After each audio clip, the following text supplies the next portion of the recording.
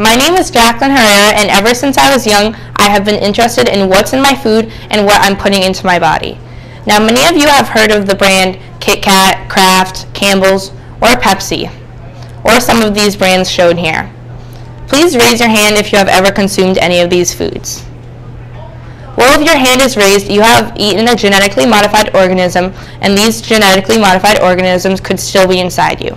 These are all well-known foods all across America. Many people consume them on a daily basis. Most people might believe that too much sugar or fat might be the problem with these foods, but they don't know the big problem because GMO labeling is not required in the U.S. GMOs are in nearly all food. In fact, 60 to 70% of the food in the U.S. contains GMOs. You may be asking yourself, what is a GMO and why should I care?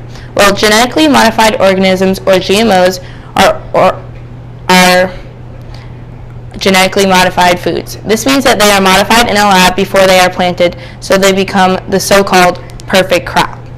When they modify the crop, it becomes more resistant to weed killer, and they are larger in size.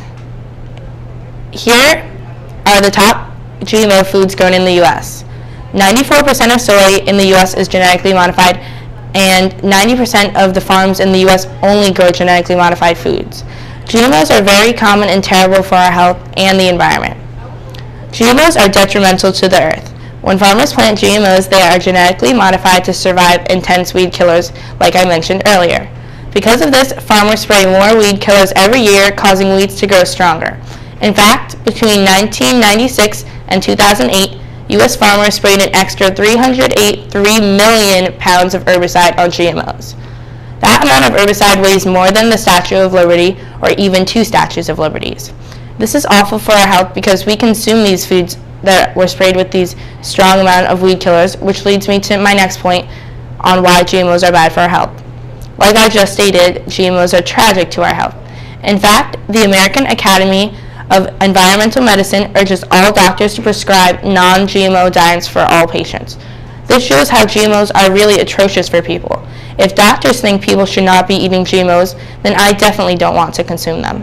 GMO studies on animals have shown results such as faster aging, damage to organs, gastrointestinal and immune system disorders, and infertility. If those problems occurred in animals, imagine what effects it could have on people. In addition, a similar study performed with humans shows how GMOs are left inside of humans after people consume them and in the blood of their unborn fetuses. It is hard to even imagine having these foods left inside our bodies and all the problems this could lead to. After hearing this, I know most people would never want to eat GMOs again. If you want to stop consuming these poisons, first make sure to always buy organic. And you can check the barcode to see if it has GMO ingredients. If the barcode has 5 digits starting with a 9, it is organic and it's non-GMO. 5 digits starting with an 8, it contains GMO ingredients. And if it's 4 digits, it contains pesticides. And if that's too much of a hassle for you, you can always download the free non-GMO app, where there is a barcode scanner to scan your product to see if it contains GMOs. Thank you for your time.